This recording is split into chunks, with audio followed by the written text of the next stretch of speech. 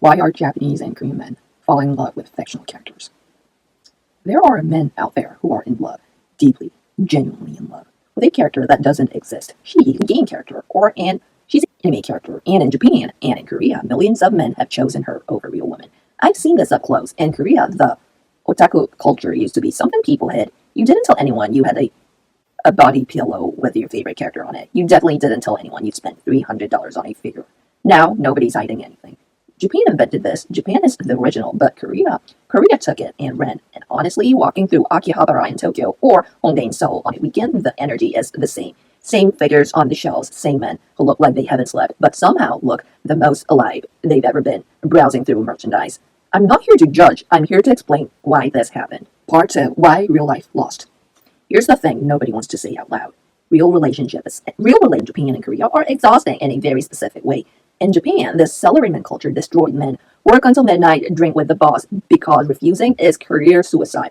Come home with nothing left, do it again tomorrow. These men had no personality outside of work, no energy, no self that someone could fall in love with. In Korea, same story, different packaging. Hell goes on, the pressure to have the right job, and handed them a controller, or a figurine, or a pillow with a face on it. And the character, she never rejected anyone. Level her up, she gets stronger. Talk to her every day in the mobile game she remembers in a visual novel. She falls in love with you specifically. Real life has a list of requirements you can't meet. Fiction removes the list entirely. Part 3, the industry that was born. Here's what it gets fascinating. Japan and Korea didn't just make characters up. They built an entire economy around this. Figures, body pillows, merchandise, mobile games where you date the character, idol culture, real girls performing parasocial intimacy for thousands of men who feel genuinely connected to the someone they've never met. And now, AI girlfriends, apps where she texts you good morning, she asks how your day was, she remembers your dog's name. The global anime market is worth over $30 billion. The figure and merchandise market alone is billions more. Mobile romance games, billions. AI companion apps growing fastest in Japan, Korea, and now the West. All of that built on the same foundation. Men who needed somewhere to put their feelings when real life had no space for them. Japan invented it, Korea perfected the idol version, and now the West is buying all of it. Because loneliness doesn't have a nationality. Part 4, the part nobody talks about. But here's what I actually think. These men aren't broken, they're rational.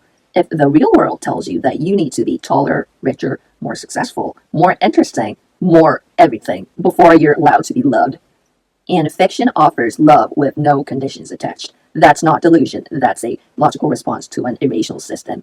Japan's birth rate is collapsing. Korea's birth rate is 0.72, the lowest on Earth. And the men at the center of this, still in their rooms, still leveling up the characters, still buying the new figure of the character they've loved for 10 years. The society that made no room for average men is now surprised that average men found somewhere else to go. I've watched guys in Seoul spend their entire paycheck on merchandise for a character from a game, and they look genuinely happy.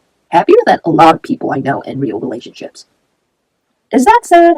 Maybe. Is it understandable? Absolutely. Part 5. The ending nobody expected. Here's the twist. The loneliness that drove men into fictional relationships built one of the most powerful cultural export industries on Earth. Anime, K-pop's parasocial model, AI companion technology, all of it born from the same place. Men who had nowhere to put their love built a world where love has no requirements. And now the whole world lives there too. You don't have to be Japanese or Korean to have a parasocial relationship with a streamer, virtual idol, or an AI companion. That's just Tuesday now. Japan and Korea just got there first because they broke first. And honestly, that hits a little close to home, doesn't it?